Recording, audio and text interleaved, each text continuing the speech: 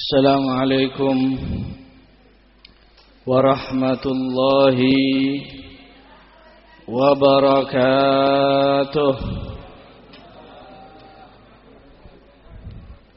Bismillah. Alhamdulillah. Wassalatu wassalam ala Rasulillah Sayyidina Muhammad ibn Abdullah wa ala alihi wa sahbihi wa man walah, amma ba'd. Alhamdulillah, kita panjatkan puji syukur kehadirat Allah Subhanahu wa ta'ala, yang mana di siang hari ini kita diberi suatu hadiah, kita diberi suatu kenikmatan, yang mana kenikmatan itu tidak kita dapatkan di tempat-tempat yang lain. Kita mendapatkan kenikmatan, yaitu tatkala kita digiring oleh Allah Subhanahu wa ta'ala untuk menghadiri haul daripada Sayyidul Jad Al-Habib Abu Bakar bin Husain As-Segaf, dan kita meyakini bahwa beliau adalah salah satu seorang waliullah. Kenikmatan bahwa kita diakui sebagai wali yang kecil. Sebagaimana Al-Imam Junaid rahimahullah berkata, Al-i'tiqad bi'ilmina wilayatun sughra. Orang yang mempercayai wilayah kewalian kami itu adalah wali yang kecil atau calon-calon waliullah. Amin amin ya rabbal alamin. Kenikmatan yang kedua, yaitu tatkala kita digiring di majelis ini, kita dikumpulkan oleh Allah Subhanahu wa ta'ala dengan orang-orang baik, orang-orang saleh, tidak lain seperti yang dikatakan oleh Habib Abu Bakar bin Muhammad As-Segaf, orang yang dikumpulkan bersama orang-orang baik, datang di tempat-tempat yang baik, alamah bi anna rabbahu yuhibbuh. Itu suatu alamat bahwa Tuhan kita, Allah Subhanahu wa ta'ala, cinta kepada kita. Suatu alamat bahwa kita dicintai oleh Allah Subhanahu wa ta'ala. Yuhibbuhum wa yuhibbuna. Tatkala mereka cinta kepada Allah, Allah cinta kepada mereka. Allah cinta kepada mereka, kemudian dengan cinta Allah kepada mereka, mereka cinta kepada Allah. Kenikmatan yang tiada taranya. Ma'asyiral hadirin, pecinta Al-Habib Abu Bakar bin Husain As-Segaf, yang sering kita dengar dari manaqib Al-Habib Abu Bakar bin Husain As-Segaf, yaitu sangat perhatiannya beliau terhadap thariqah para salaf. Beliau selalu menganjurkan orang untuk mengikuti jejak para salafnya. Selalu mengingatkan, selalu menasihati orang, hati-hati, ikutilah jalan salafmu. Sampai-sampai beliau membawa kalam Al-Habib Ali bin Muhammad Al-Habsyi, wa mimma yasurrul qalba minni luzumukum tariqata abai wa ajdadi. Al-Habib Ali bin Muhammad Al-Habsyi berkata, termasuk yang menyenangkan hatiku, yang menggembirakan hatiku, yaitu tatkala kalian berjalan di jalan ayah-ayahku, berjalan di jalan kakek-kakekku. Apa sih arti dari semua itu? Mengapa sih salaf kita selalu menganjurkan untuk mengikuti pendahulu-pendahulunya? Mengapa sih salaf kita selalu mengingatkan tentang pentingnya iktida bis salaf? Apa rahasia dari itu semua? Yang pertama, yang perlu kita ingat, Al-Habib Abu Bakar bin Husain As-Segaf selalu mengingatkan untuk mengikuti jejak salaf. Artinya beliau tahu bahwa masa setelahnya akan ada aliran-aliran yang baru, akan ada tarekat-tarekat yang baru yang menyimpang daripada tarekat kakek-kakeknya. Karena beliau tahu bahwa akan muncul aliran-aliran baru yang menyalahkan para salafnya. Sehingga beliau terdorong untuk menasihati, mengingatkan untuk mengikuti jejak para salaf. Beliau tahu bahwa setelahnya akan ada golongan-golongan yang menyimpang daripada jalan para aslafun as-salihin. Apa sih jalan para salaf? Apa sih ajaran para kakek kita? Al-Habib Abdullah bin Alawi Al-Attas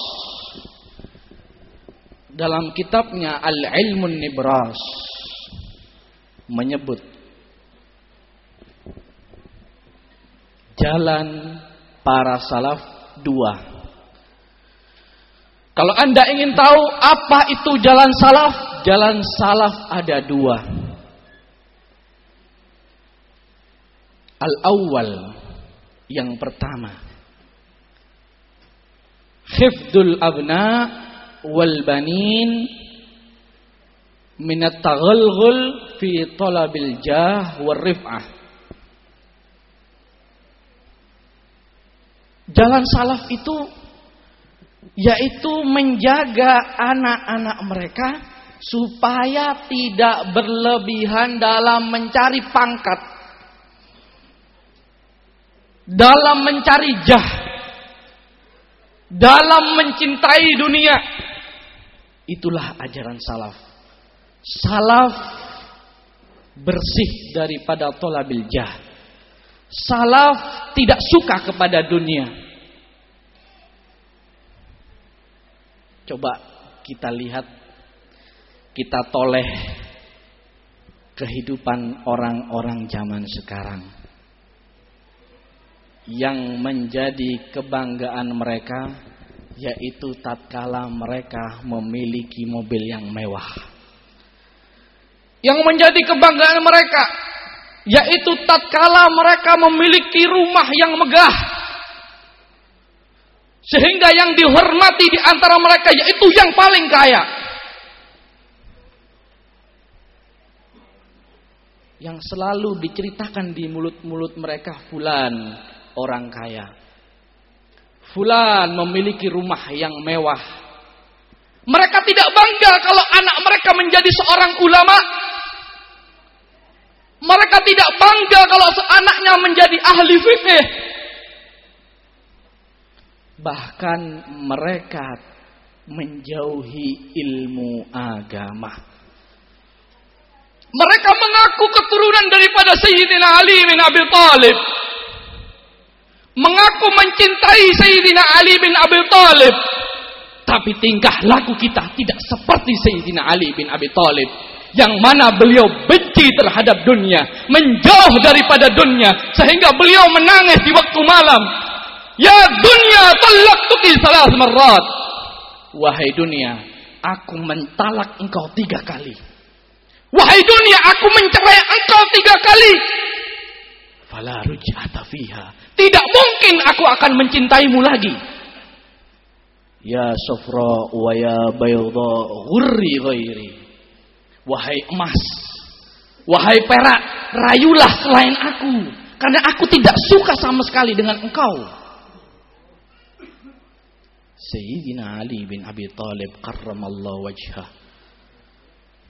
benci, menjauh daripada dunia dan memilih ilmu agama. Kalau kita mau mencari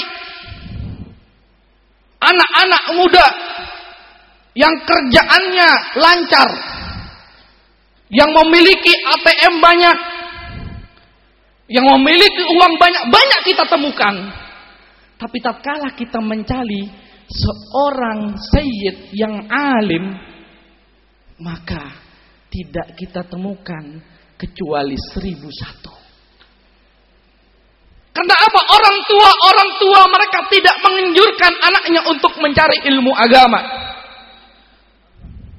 Menjauh daripada ilmu agama. Sayyidina Ali bin Abi Thalib lebih memilih ilmu agama. Sampai-sampai beliau berkata, "Radina bi qismatil jabari fina."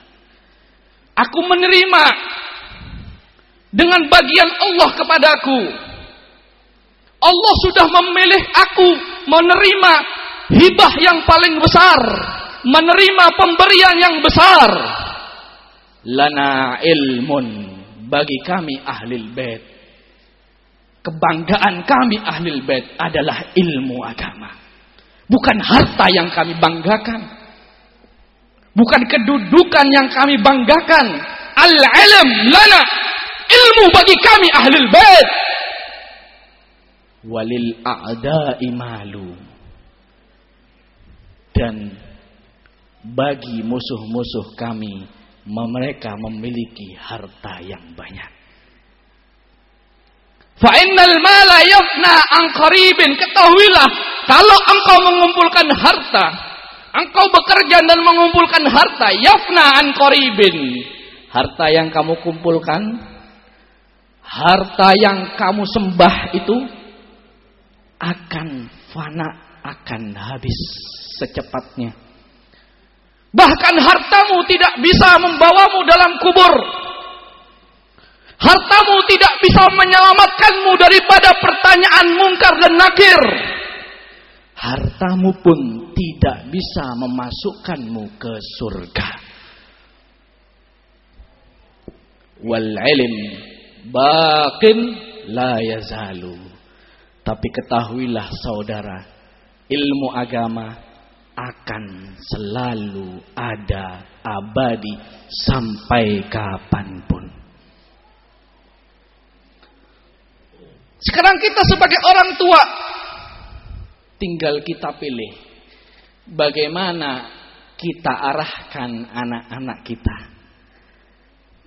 Kita jadikan anak kita sebagai korun zamaneh, korun zaman ini, atau kita jadikan Ali bin Abi Thalib zamaneh, atau kita jadikan Ali bin Abi Thalib zaman ini. Yang pertama, thariqah salaf menjauh daripada dunia. Bahkan Nabi Muhammad sallallahu alaihi wasallam, warawadatul jibalu summu min dahabin an nafsihi fa'araha ayyama syamami. Beliau dirayu gunung emas, beliau tidak menoleh sedikit pun. Bahkan seorang nabi yang besar, Safiyullah, Khalilullah, tidur di atas tikar. Ma'annahu afdalul anbiya, ma'annahu akramur rusul.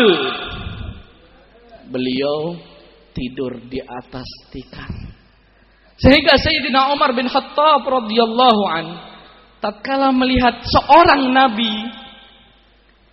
dalam badannya, di badannya ada memar, ada bekas-bekas tikar di badannya, kemerah-merahan badannya, Sayyidina Umar bin Khattab tidak tega. Sayyidina Umar bin Khattab tidak tega, kemudian beliau menangis. Ya Rasulullah, engkau adalah nabi yang paling agung. Engkau adalah kasih Allah. Tapi kenapa engkau seperti ini?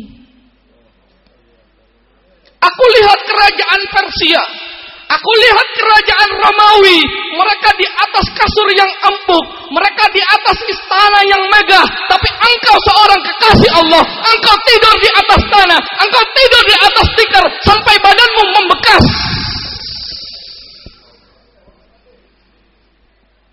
Jawaban Nabi Muhammad sallallahu alaihi wasallam,